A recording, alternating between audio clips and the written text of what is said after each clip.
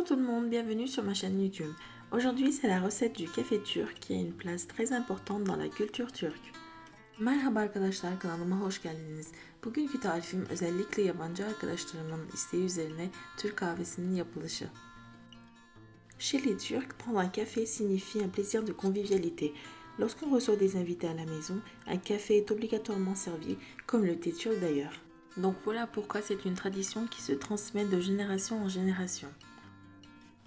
Türk kültüründe Türk kahvesinin ne kadar önemli olduğunu, ne kadar içimize işlemiş olduğunu sanırım bilmeyeniniz yoktur. Türk kahvesi sadece bir içecek değil, aynı zamanda toplumsal değerlerimizi, inançlarımızı bir araya getiren bir nimettir. Tout d'abord, nous avons besoin de café turc. Voici la marque que j'achète, Kuru Kahveci Mehmet Efendi. Kullanmış olduğum Türk kahvesi budur arkadaşlar. Kuru Kahveci Mehmet Efendi. Il faut savoir que le café turc est un café fraîchement torréfié et il se présente comme ceci.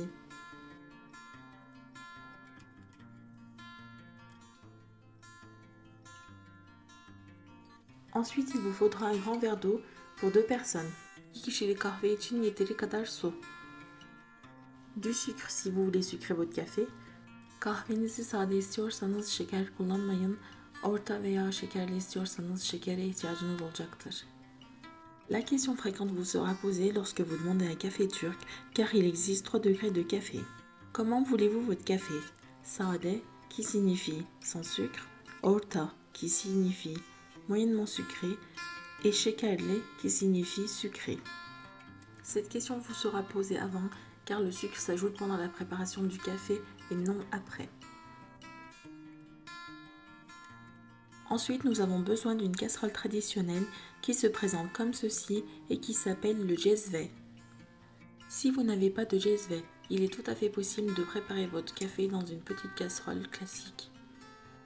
Türk kahvesi için kullanmış olduğum cezve budur arkadaşlar. Il faut savoir que les cezves se vendent dans les magasins turcs et épiceries turques, mais vous pouvez aussi trouver des cezve électriques qui se présentent comme ceci. Her ne kadar bakır cezveden yapılan kahvenin tadına asla uymadığını düşünsem de kalabalık misafirlerim olduğunda bu cezveyi de kullanıyorum arkadaşlar.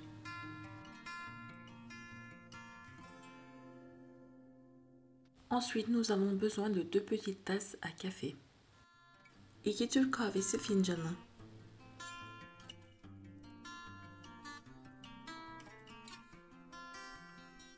Il nous faudra du lokum, puisque le café turc est généralement servi avec du lokum.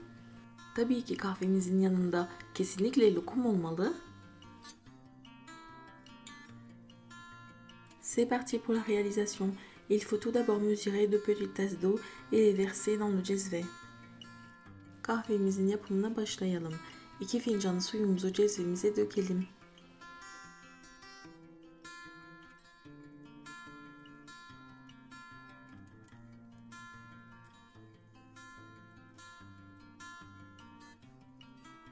Je veux que mon café soit moyennement sucré, donc je vais ajouter un sucre pour 2 tasses à café.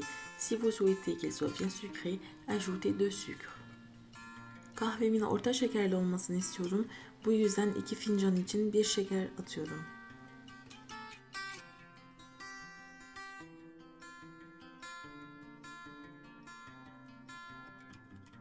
Ensuite, on ajoute 2 cuillères à dessert de café turc. 2 tatlı kaşığı kahve ilave edelim.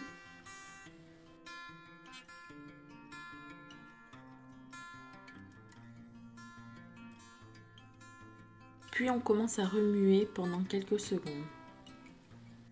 Birkaç saniye boyunca karıştıralım.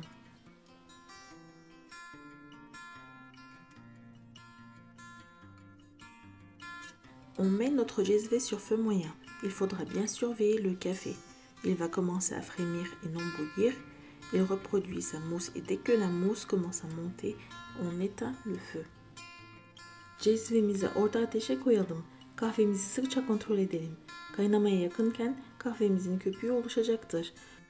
Bu köpük yukarı doğru çıkmaya başlayınca kahvemizi ocaktan alalım ve altını kapatalım. Attention de ne pas faire monter cette mousse entièrement vers le haut, car ce sera un café raté. Le café est prêt. Kahvemiz hazır. On verse le café dans nos petites tasses.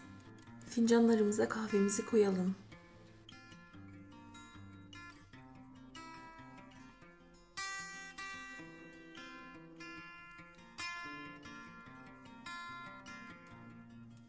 On sert le café avec un petit verre d'eau. Kahvemizi bir bardak su ile ikram edelim.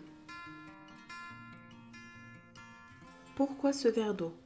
Il y a des personnes qui vous diront que ce petit verre d'eau est servi pour neutraliser le palais afin de mieux savourer le goût du café. Et non, il faut savoir que c'est une tradition venant de l'Empire ottoman. L'invité était toujours accueilli avec un café turc et un verre d'eau. Si l'invité buvait d'abord le verre d'eau, cela signifiait qu'il avait faim. On lui servait alors un repas. Et à l'inverse, si le café se buvait avant, cela signifiait que l'invité n'avait pas faim.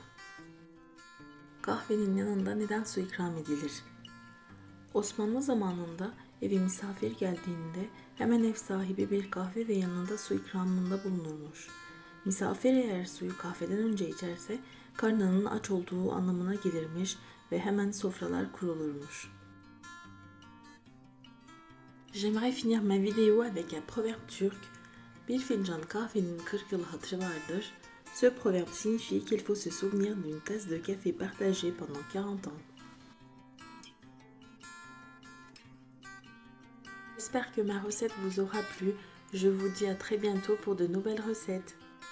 Umarım tarifimi beğenmişsinizdir. Bir sonraki tarifte buluşmak dileğiyle. Hoşça kalın.